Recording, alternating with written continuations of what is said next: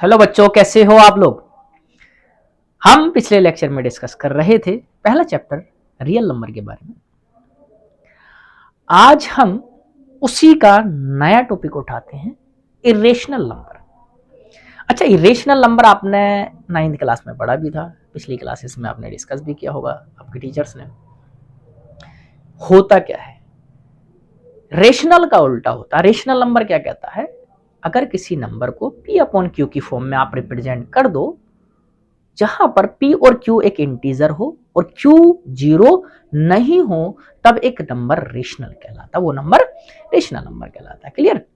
अब इसी को आप रिवर्स कर दो थोड़ा सा, क्या कहते हैं, वो नंबर जिनको P अपॉन Q की फॉर्म में रिप्रेजेंट नहीं कर सकते, जहां पर P और Q क्या रहने चाहिए, इंटीजर रहने चाहिए और Q not equal to zero होना चाहिए, वो सारे के सारे नंबर क्या कहलाते हैं, इरेशनल नंबर कहलाते हैं। क्लियर इतना। ये आपने पढ़ी भी होगी, बेसिक डेफिनेशन मैंने डाल भी दी है, recall. A number S is called a rational number if it cannot be represented या written in the form P upon Q where P and Q are integer and Q not equal to zero। Q zero नहीं होना चाहिए, वो सारे के सारे number जो P upon Q की फॉर्म में रिप्रेजेंट नहीं कर सकते, Q और P और Q आपका इंटीजर होना चाहिए, बट Q जीरो नहीं होना चाहिए आपका, तब क्या कहलाएंगे आपके इरेशनल, है ना। जैसे मैं कुछ एग्जाम्पल लिखूं, इनके एग्जाम्पल क्या होते हैं बच्चों, जो एग्जाम्पल होते हैं इनके, चलो एग्जाम्पल देख लेते हैं। कुछ एग्जाम्पल हैं जैसे √2, √3, पाई, या फिर √2 प्लस के 2, √3 माइनस के 3, कुछ इस तरीके के नंबर। और एक आपने पाई भी पढ़ा, या फिर 0.111123, कुछ इस तरीके से आपका चलता चले जाए आपका, जो आपका रिपीट ना हो। वो नंबर जो आपके टर्मिनेट ना करें या नॉन रिपीटिंग हो, वो भी आपके क्या कहलाते हैं, आपके इरेशनल नंबर की कैटेगरी में आते हैं। ये भी आपने 9th में पढ़ा था। क्लियर। ये था हमारा थोड़ा सा ओवरव्यू 9th का। अब हमें यहां पर क्या पढ़ना है, यहां पर हमें पढ़ना है उसी से रिलेटेड थ्योरम 1.2। थ्योरम 1.2 क्या कहती है, पहले तो इसको देख लें ना। Let P be a prime number if P divides A square then P divides A where A is a positive integer। ये क्या कह रहा है, अगर कोई नंबर किसी नंबर के स्क्वायर को डिवाइड कर रहा है, तब वो नंबर उस पर्टिकुलर नंबर को भी डिवाइड करेगा। जैसे एक छोटा सा एग्जांपल लेके बताऊं मैं। जैसे मान लो हमारे पास नंबर है कोई भी, हमारे पास 2 का स्क्वायर का है, 2 का स्क्वायर क्या रहा, 4। क्लियर था। अगर मैं कहूं 4 जो है वो 2 से डिवाइड है, 4 जो है वो 2 से डिवाइड है, 4 किससे डिवाइड है बच्चों, अगर ये 2 से डिवाइड है, तब 2 का स्क्वायर भी 2 से डिवाइड होगा। या फिर ये इसको रिवर्स कर दें, 2 का स्क्वायर अगर 2 से डिवाइड है, 2 का स्क्वायर अगर 2 से डिवाइड है, तब ए क्या है, यहां जैसे ए स्क्वायर लिखे हम, तो यहां से ए की वैल्यू कितनी रखी हमने, 2, तो 2 का स्क्वायर। अगर 2 का स्क्वायर कितने से डिवाइड है बच्चों, 2 से, तब जो ए है हमारे पास वो कितना है, 2, तब ये भी कितने से डिवाइड होगा बच्चों, 2 से ही डिवाइड होगा। ये है थ्योरम 1.2। क्लियर था। इसको हम प्रूफ करके देखते हैं, इसका प्रूफ भी लिखवा सकता है आपका सपोजेड। प्रूफ अगर हम देख लें ना, प्रूफ की बात कर लें इसकी बच्चों, प्रूफ की बात कर लें। प्रूफ क्या है हमारे पास, हम मान लेते हैं let let let the prime factorization, prime factorization, prime factorization of of A B as follows.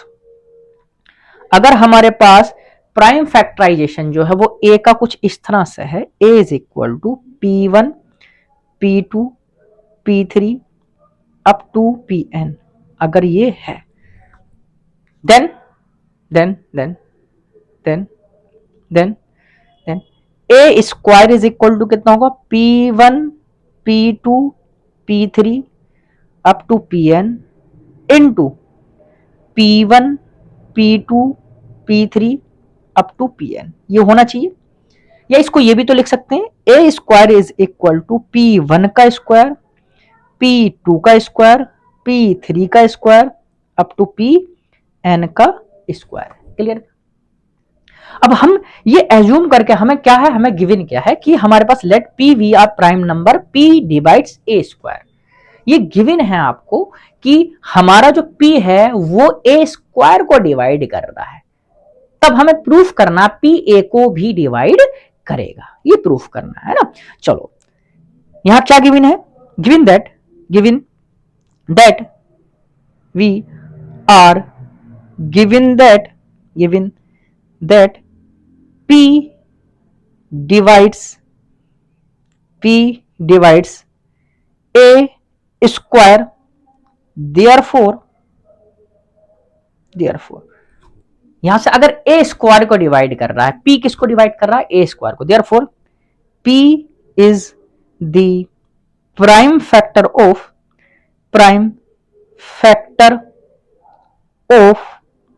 a square. हमारे पास a स्क्वायर का p जो होगा वो क्या होना चाहिए बच्चों, प्राइम फैक्टर। इतना क्लियर? Prime factor. अब यहां से अगर मैं कह दूं पी ए स्क्वायर का प्राइम फैक्टर है, तब मैं ये भी तो कह सकता हूं कि इसका जो ए स्क्वायर का, हमने अर्थमेटिक थ्योरम पढ़ी थी, फंडामेंटल अर्थमेटिक थ्योरम, जिसका जो भी नंबर होगा उसका प्राइम फैक्टराइजेशन जो होता है वो यूनिक होता है। दैट मीन्स ए स्क्वायर का अगर मैं प्राइम फैक्टराइजेशन की बात करूं तो वो P1 का स्क्वायर, P2 का स्क्वायर, वो एक यूनिक होगा ना। देयरफॉर या क्या ना, by the use of fundamental theorem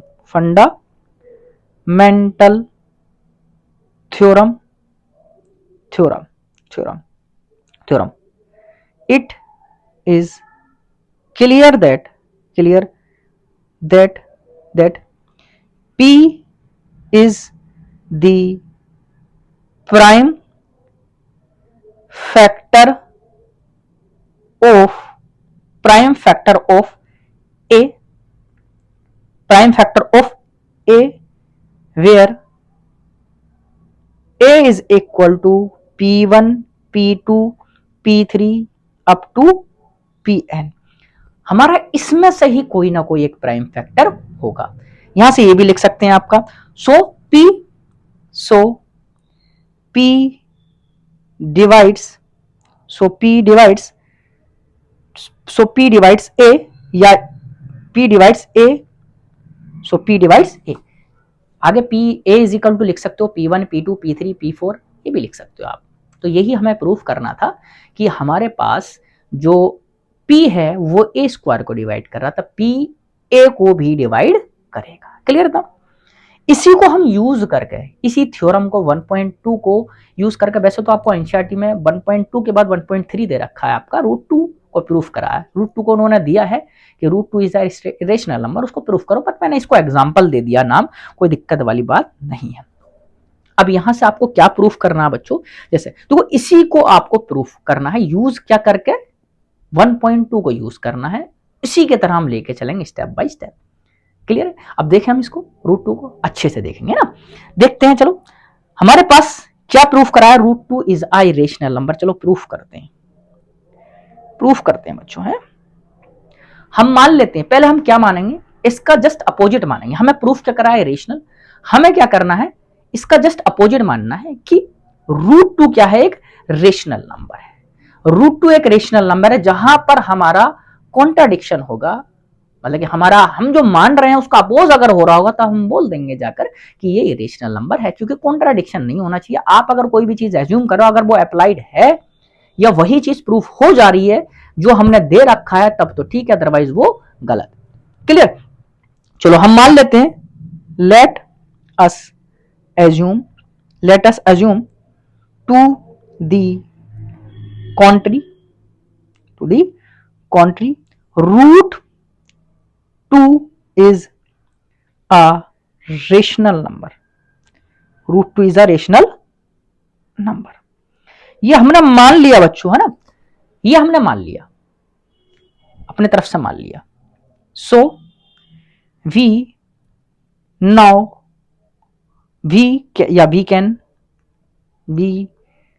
can find the values of R and S bracket में लिख लेंगे S not equal to 0 to that क्या हमारे पास √2 is equal to R upon S. ये हम अपने मान से मान रहे हैं √2 है ना, आर अपॉन एस। अब अगर आर अपॉन एस का 1 के अलावा भी कोई प्राइम फैक्टर है, 1 के अलावा अगर वो किसी और नंबर से डिवाइड कर रहे हैं, देन हम उसको पहले डिवाइड करेंगे और डिवाइड करने के बाद उसको a अपॉन v की फॉर्म में हम लेकर जाएंगे। कैसे? यहां पे लिखेंगे suppose r and s have a common factor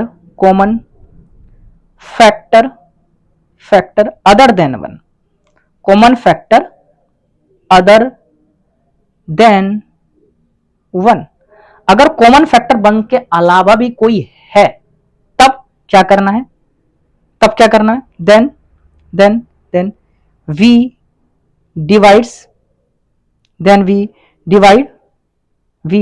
divide by common factor and get √2 is equal to a upon b, where a and b are co-prime number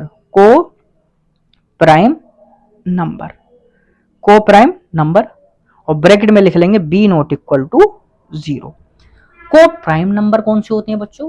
वो नंबर जिनका सिर्फ HCF क्या हो, 1 हो, या ये कहते हैं वो नंबर जो सिर्फ और सिर्फ 1 से डिवाइड होते हैं, किसी और से डिवाइड नहीं होते हैं।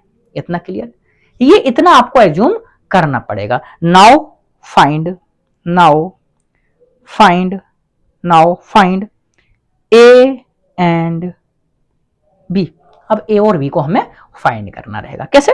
चलो देख लेते हैं, चलो देखते हैं। यहां से अगर A और B को हमें फाइंड करना है बच्चों, तो हम देख लेते हैं। चलो हम जो हमने माना है, now squaring in both side किसमें √2 is equal to a upon v है, तो हम इधर भी स्क्वायर लगा दें बच्चों और इधर भी स्क्वायर लगा दिया हमने स्क्वायर।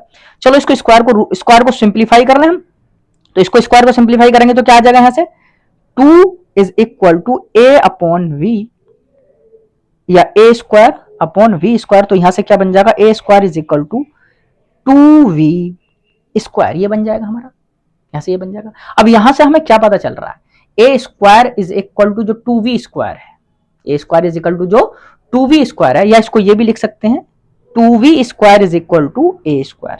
यहां से क्या पता चल रहा है, यहां से ये पता चल रहा है कि हमारे पास a स्क्वायर जो हमारी लेफ्ट हैंड साइड जो है 2v स्क्वायर, वो 2 से डिवाइड होगी। दैट मीन्स a स्क्वायर हमारा किससे डिवाइड होगा, 2 से डिवाइड होगा, है ना। यहां से it is clear that a square divisible by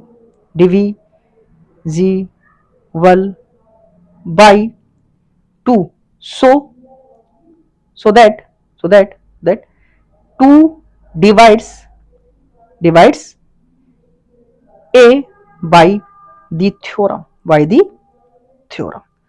theorem से हमने ये देख लिया कि हमारे पास जो 2 है वो किसको डिवाइड करेगा, a को, ये तो पता चल गया। अब यहां से दैट मीन्स यहां से ये मान लेते हैं, let a is equal to क्या होना चाहिए, अब यहां से 2c हमने मान लिया। नाउ पुट प्लेस कहते हैं, चलो प्लेस दिस वैल्यू, प्लेस कर दें हमारे पास।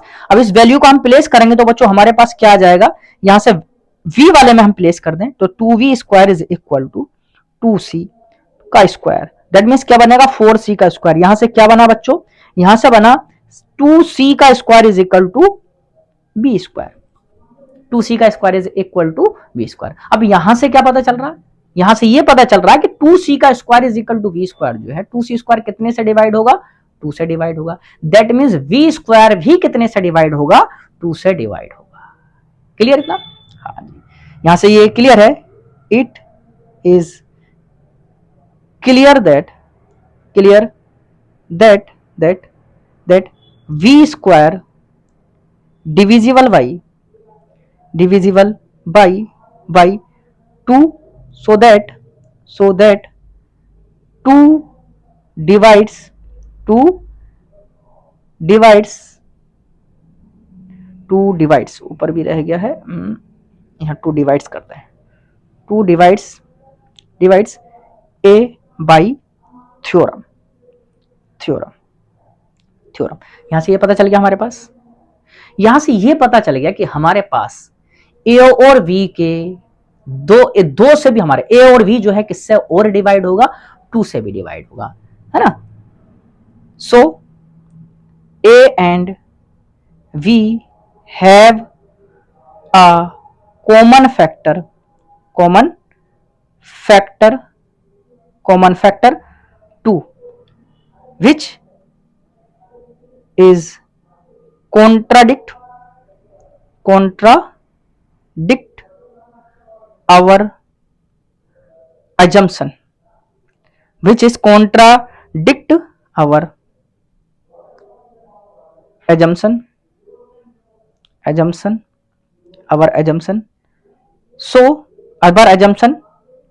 so it is a rational number। ये क्या है, एक रेशनल नंबर है, ये आपको लिखना था, है ना। थोड़ा सा चलो स्पेस कम पड़ गया, मैंने स्पेस थोड़ा कम दिया, कोई बात नहीं, है ना, उतने में आ गया। अवर अजम्पशन कौन सा वाला था, जो रेशनल नंबर वाला अजम्पशन था ना, तो रेशनल नंबर के अजम्पशन को कॉन्ट्राडिक्ट कर रहा है, इसीलिए ये कैसा नंबर होगा, इरेशनल नंबर होगा। अच्छा वैसे तो चलो मैंने ये अगला क्वेश्चन भी डाल रखा था इसमें प्रूफ करने के लिए √3, तो एक काम करना, इसको आप ट्राई करना, मैं नेक्स्ट लेक्चर में फिर से इसको बताऊंगा, लेकिन आप इसको ट्राई करना। बस आपको क्या करना है, बस आपको इतना करना है कि जहां जहां हमारा पास 2 चल रहा था रूट में, वहां 3 करना है। अब 3 जब बस आप 3 को किससे रिप्लेस करोगे, बाद में जो आपका 2 था उससे बस 3 से रिप्लेस कर दो, सारा का सारा वही लिखता हुआ चलना है। जो ऊपर हमने डिस्कस किया है √2 के लिए, वही डिस्कस आपको √3 के लिए करना, ये आपका काम रहेगा। बाकी चलो मैं नेक्स्ट लेक्चर में इसको फिर से मैं लिखाऊंगा, बट आपका काम ये रहेगा आज का कि आप इसको साथ के साथ जैसे आप ऊपर वाला करें वैसे ही नीचे वाला करना है, √3 वाला। बस क्या करना है, आपको रिप्लेस करना है 2 की जगह 3, सारा का सारा वैसे के वैसे बन के आ जाएगा, है ना। और तब तक आप लगे रहें तैयारी में, अच्छे से मेहनत करते रहें और रिजल्ट बेहतर ही होगा। और अपने दोस्त और रिश्तेदारों जो भी आपके तैयारी कर रहे हों, 10th क्लास में हों, उनको भी इन्फॉर्म कर दें, और लाइक शेयर सब्सक्राइब तो करते ही चलें साथ के साथ। और तब तक के लिए थैंक यू।